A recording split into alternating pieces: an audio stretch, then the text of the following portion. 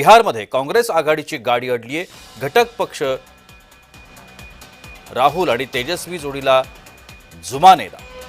पहिल्या टप्प्यातील घटक पक्षाकडून उमेदवार रिंगणात, काँग्रेस आघाडी जागा वाटप करण्यात अपयशी। पहिल्या टप्प्यासाठी अर्ज भरण्याची मुदत शुक्रवारी संपली। बिहारमध्ये काँग्रेस आघाडीची गाडी यामुळेच अडकली आहे। समर्थक मानेनात अशा पद्धतीची स्थिती निर्माण झाली।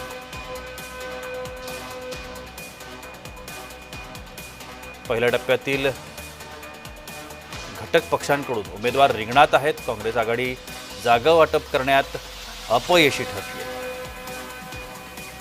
पहिल्या टप्प्याकरता अर्ज भरण्याची मुदत शुक्रवारी संपलेली आहे। सगळ्यात महत्त्वाची गोष्ट या मध्ये आहे ती म्हणजे राहुल गांधी आणि तेजस्वी यादव यांना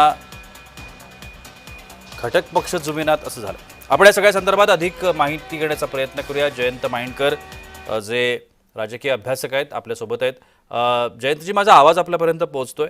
हां, बोला बोला। बिहारची निवडणूक तोंडावरती आहे। काल त्याचे उमेदवारी अर्ज भरण्याची मुदत देखील संपलेली आहे आणि आता याच्यातला जो महत्त्वाचा भाग समोर येतोय, घटक पक्ष जे आहेत ते राहुल आणि तेजस्वी या जोडीला मानेनात अशा पद्धतीची स्थिती निर्माण झाली आहे। काय सांगता येईल? मुळात असं आहे की बिहार मधली जी भाजप विरोधी आघाडी आहे त्याच्यात तेजस्वी यादव यांचा राष्ट्रीय जनता दल हा पक्ष सोडला तर बाकी कुठल्याही पक्षामध्ये फारशी ताकद नाही काँग्रेससह। कारण आता काँग्रेसकडेही स्वतःचा असा जनाधार राहिलेला नाही। जे काय मायनॉरिटीज या वगैरे मतं आहेत ती सगळी एकतर तेजस्वीकडे जातील, म्हणजे लालू प्रसाद यादव किंवा नितीश कुमार यांच्यामध्ये। तर मुळात या आघाडीत आणि इतर जे काही डावे सीपीआय एमएल किंवा व्हीआयपी वगैरे हे एक 10-12 पक्षांची यादी दिसते।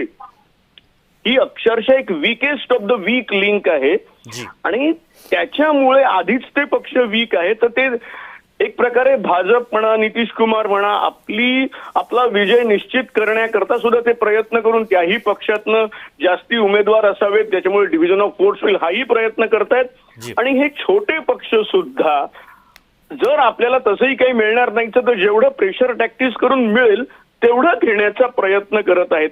पण माझ्या दृष्टीने मुळात भाजप विरोधी किंवा नितीश कुमार विरोधी आघाडीमध्ये तेजस्वी यादव वगळता दुसऱ्या कुठल्याही पक्षाला काहीही अर्थ नाही काँग्रेससह।